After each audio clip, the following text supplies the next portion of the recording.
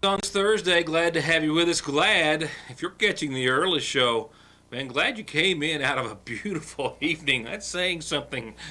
Thank you so much for being here, regardless of what time you're watching tonight, and regardless of what time you are watching tonight.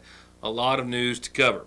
If you've got someone who's looking for a job in the hunt, get them. Tonight's story perhaps is their very best bet of getting one. Certainly their best bet of getting some help, some serious help, some successful help in getting one. It's a free program, starts here in McGoffin County. It's already been in the region for several years, and they're starting it here next week. And man, I tell you what, really enlightening to hear about the good things they've done and all the help that they have given so many people in getting employment over the years. And like I said, it all starts here on Tuesday. So grab that job seeker and get them ready for the report coming up in just a few moments. Former Paintsville Mayor Bob Porter is due to turn himself in to federal prison Monday of this week. He has since asked for an appeal, and he's also asking for a bond to be issued, keeping him out on that appeal while it is pending. We'll have the latest documents there, and we'll also have documents in regards to a McGoffin County man taken into federal custody for violating his federal probation. Greg Howard of Howard's Grocery was to appear today for a final hearing on the matter. I'll tell you what I can on that in just a few seconds. And a whole lot of other things happening. And yes, we'll talk about the weather. We've been tracking snow. We've been talking snow for days. And it's just continuing to drift and dip farther south pretty much each and every model or a computer run. And it's getting to the point to where it might even just go right on by the viewing area. We're now in not so much of a snowfall range, and I'll tell you more about that in just a few moments. We'll talk about today's 70s in a near early or late summer-like condition of freeze warning in effect, and how the chances of snow Saturday aren't the only ones in the forecast. Might even pick up a little more next week than what we do over the course of the weekend. Man, I tell you what, a lot happening weather-wise. There was an elevated fire danger, of course, earlier today due to the humidity level, the winds, and the warm air. As of right now, even though forestry officials were on standby and on alert, no reports of any forest fires that I'm aware of in McGoffin County. We'll talk about the freeze warning that goes in effect tomorrow night in just a few moments as well. We've got a lot of ground to cover when we indeed do get to your weather forecast. First off, the latest scam to tell you about, and it sounds like it's not that successful of a scam, but man, do they add up. Today, Attorney General Andy Beshear issued a scam alert warning government organizations and small businesses to be cautious of a business email compromise scam. Several reports of the scam have recently been reported in central and here in eastern Kentucky as well, and so far those losses are adding up into the thousands and thousands of dollars, over 8,000 so far and counting. The scam is carried out when one of these con artists creates a fake employee email account and or hacks into a legitimate account and sends an email to another employee on their behalf saying, "It's an emergency, I need some money, can you wire me this money right now?" Company leaders, as well as those who oversee spending, are most usually the targets of the scam, and their office, he says, is working to protect Kentuckians every day. And the recent reports that they have received on the sophisticated nature of this scam is cause for concern for all business owners and government leaders. According to an FBI report, this is what really grabbed my attention even more so. The business email compromise scam that I'm talking about is a new or emerging global threat. And from 2013 to 2018, victims in the United States have lost $960 million out of this scam. Very lucrative, very dangerous, and now we hope you are very aware of the situation. Well, I told you to grab that person who is seeking a job, because I talked to some ladies today who are just ready and waiting to give anyone all the tools they need to find employment, maybe even find a job that they don't even know exists. And it all starts this Tuesday here in McGoffin County. That will be the first of at least 8 Tuesday meetings. An hour each Tuesday is all that could prove life-changing nowadays for those looking for and needing a job. It's a program that's proven over the last several years, and it starts in McGoffin County next week, all designed around making participants the best candidate with the best resume that they can have for the jobs that they might not even know are even out there as of yet. If you want a job, you got to join job clubs. Job Club is a program at our local Big Sandy Community Action Program, where today Erica Ash, Workforce Services Director, and May Chereau, Career Advisor, are getting ready for Tuesday's first meeting. Job clubs is an opportunity for job seekers to come together to get information on how to successfully look for work, how to prepare for interviews, how to network and work with each other and in the community to gain employment. It's kind of an idea or a thought of EKSEP, which is Eastern Kentucky Concentrated Employment Program. They've been doing it for, I don't know, about 7 years now. But it's never been in McGoffin County, so this is something new. We've had people who come through Job Club with master's degrees and go on to get to be HR people. We've had people come through Job Club who it's the first time they've ever had a job, and they go on to Food City and places like that. But the gambit between those two, we've had success with.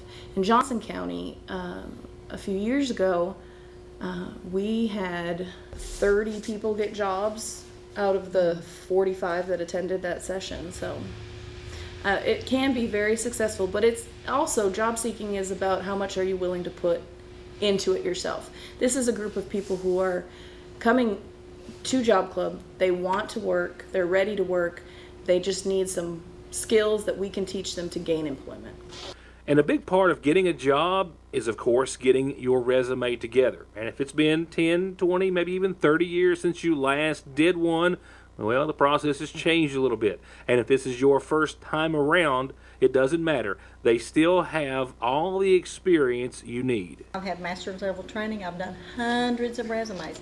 And you need a resume. That's the most important tool in your job search. Without a resume that can catch an employer's attention, you don't even have a shot. You'll never get an interview, never get a chance to talk to anybody unless you have a good resume. So we can do those professional resumes for them. We can do interviewing skills. We do that in Job Club. We can even do mock interviews. In the Johnson County Job Club, we actually had a mock interview day where we had people come in to interview. We had panel interviews. We had phone interviews. And we had one-on-one interviews. Everybody dressed like they were going to an interview, and we ran them through the whole thing. And it was really very successful. They learned a lot about what it's like to interview. We have sample interview questions, what to expect. People don't really know. The interview process has gotten much more intense than it used to be. And a lot of people are not prepared for that when they go out and start interviewing. And so we can help them prepare for that. And all of that gives any job seeker, and has proven to do so, the confidence and experience they need to get the job they're looking for.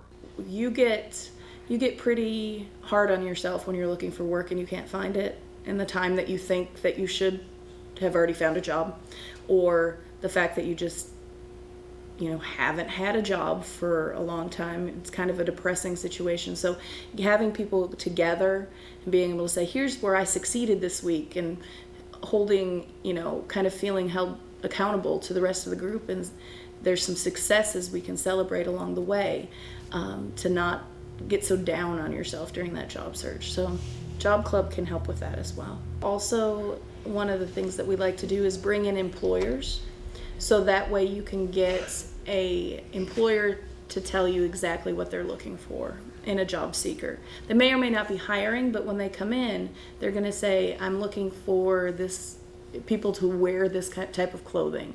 I'm looking for people with these types of skills. Even though you don't have those skills, maybe when they're talking to you, realize that you've never done that in a job, but you have skills from school, from being a stay-home parent that could transfer into certain careers. So we like to bring employers into it. Validates what we're saying in Job Club, and teaching individuals. Job Club has had some amazing results, and it all starts with that first meeting. And a resume and a search. You've got to have a resume that's going to get that employer's attention. If there's an application, you've got to have all your information together. You got to know when you worked and your references, and there's a lot of things you got to get ready before you ever even start your job search. So what I usually do with them is we'll do a job search, and they'll see their jobs they want to apply for, because they come in, they think there's no jobs in McGoffin County, or there's none within my reach. And it's really surprising. I tell people in this fiscal year, so probably 9 months, I've had 70 people that I've worked with get jobs. That's shocking, isn't it? And that's just May. Here in this county. Here in McGoffin County, people that I have worked with here in McGoffin County. So, and people don't know about our services. I mean, they really don't know about the difference that it can make. I was having my blood drawn in Louisa yesterday morning, and the lady who was doing my intake work, when I told her what I did, she said, "Oh, really?" She said, "Do you work with Bonnie Kahn?" And I said, "Well, she's in a different community action, but yeah, she's like, my boyfriend said he went there, said he was there at that job club every week, and he just recently got hired on full time. He is tickled to death." I mean, it's like, so I was like, wow, that's pretty neat. Mm-hmm. Yeah, very neat. That's this Tuesday morning, 11 o'clock. It's free, and it's at the Big Sandy Community Action Program on Church Street in Sagersville. No appointments needed. You can just walk in. You can also call beforehand if you've got any questions. And you don't have to be there for the first meeting. It's not mandatory that you have to be there for all of them. But, of course, the more that you attend, the more tools you have in your back pocket and the better chances you have of getting that job. 349-2217, the Big Sandy Community Action Program here in Salyersville. I'll be right back. We'll have more news after these folks that I hope you let know you're watching every chance you get. To get high-speed internet on their state-of-the-art fiber optic network for all of your home and business solutions, or to watch TV without a contract on over 200 digital channels with superb quality, or stay connected with family and friends with 24/7 telephone service you can always depend on, contact Foothills Broadband today. Or just click on their link to the right to find out how they're working to provide the latest in communications at affordable prices with exceptional service at Foothills Broadband. That I broke several days ago, I now have a follow-up on this evening about a court appearance earlier today, what was said to be the final hearing on the matter on the probation or parole revocation of Greg Howard, who was on federal probation but was nabbed by federal authorities at his McGoffin County business.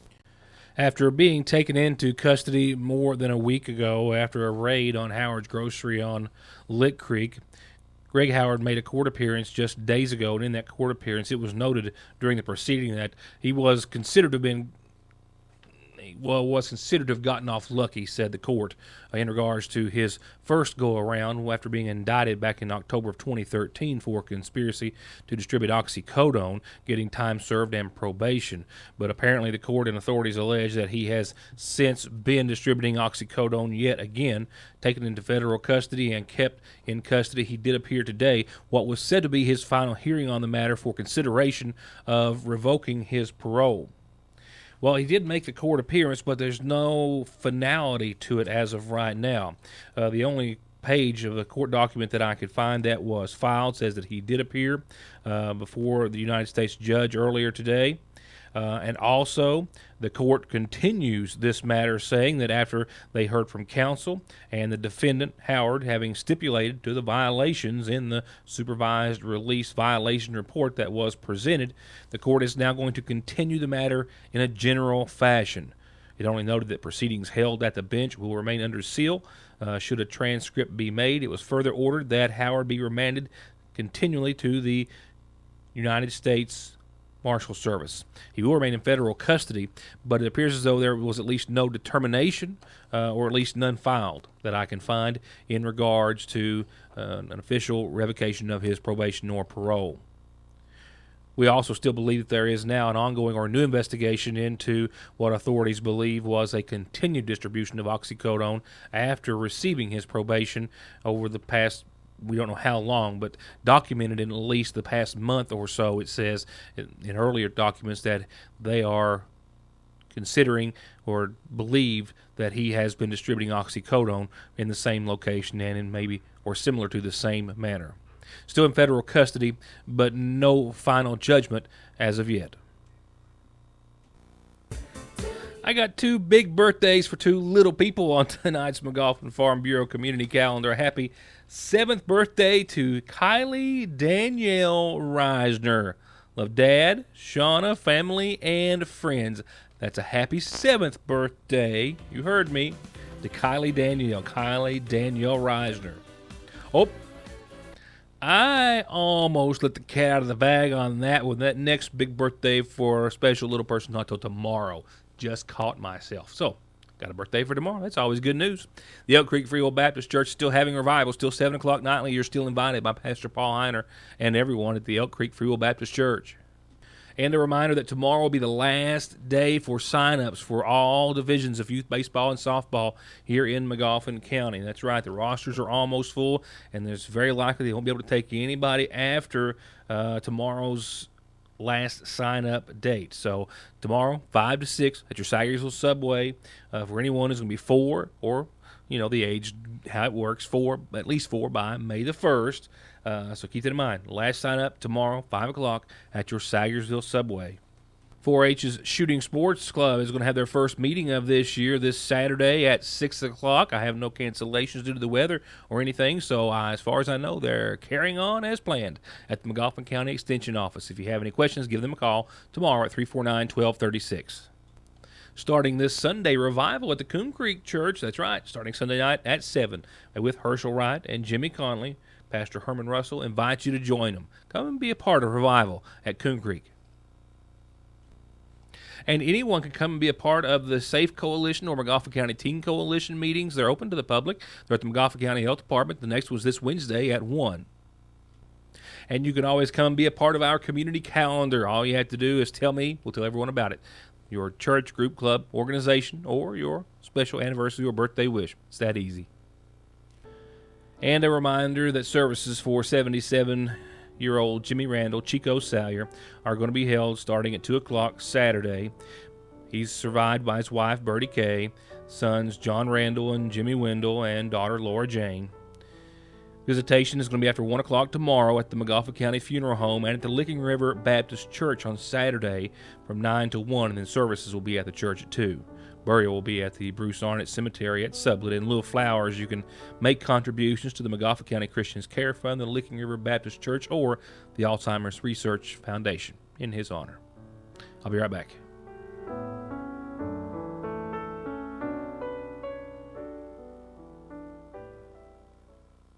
Former Paintsville Mayor Bob Porter is due to turn himself into authorities and turn himself into prison this coming Monday for his 4-year term, as he was sentenced to. He has, however, filed other paperwork indicating an appeal, also asking to remain out on bond pending that appeal process.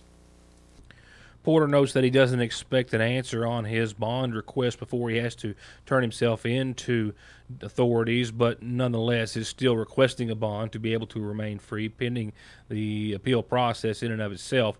In the motion for his bond pending appeal, he recognizes that the charges of the indictment against him were clear. He goes through those. He mentions the money which was said to have been accepted by him and his wife on behalf of Euless Crace and Crace's Wrecker Service. And he goes through and mentions the counts 1, 2, and 4 for which he was convicted of and sentenced to 48 months in prison. But he claims that he is not a flight risk nor a danger to the community. Also citing various cardiac procedures, including some stents back in 2008 for other reasons, that he is not a flight risk, and that his unopposed release without supervision both prior to and following his trial and also his full compliance with bond conditions are other factors for his bond approval should it be granted, and that he still maintains his innocence and has from the outset of litigation in this matter, and now will appeal his conviction on multiple grounds.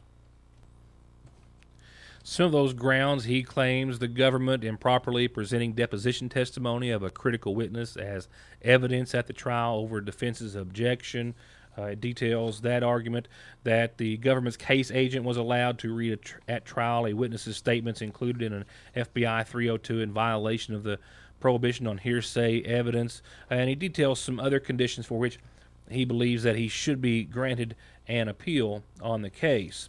In the government's response to his request, they contend that none of the issues that he brought forth are likely to result in reversal of the conviction and necessitate a new trial.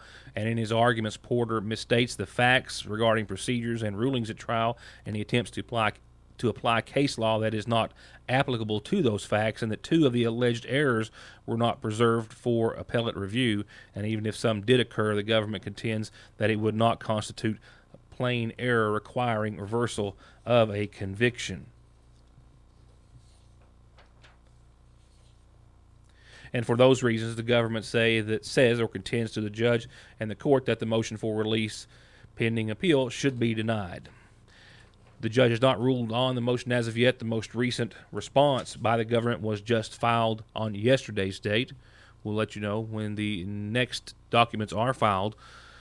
We expect none to be before he has to report to prison on Monday. And lastly, certainly this time tomorrow night, we're going to have much more to talk about definitively weather-wise, but a few points we have to reiterate tonight. Keep in mind, temperatures are going to fall into the upper teens to lower 20s across much of eastern Kentucky, and we're going to see several cold days on end. So all of that fresh new vegetation, all those blooms, I'm afraid there's just not a whole lot that anybody can do about them to any degree. These temperatures are likely going to do a lot of damage to fruit trees, especially trees that have budded out, peach trees, other plants that are a solid month ahead of schedule. Yeah, it's just not looking good for them at all, and that's, of course, going to set them back to a large degree.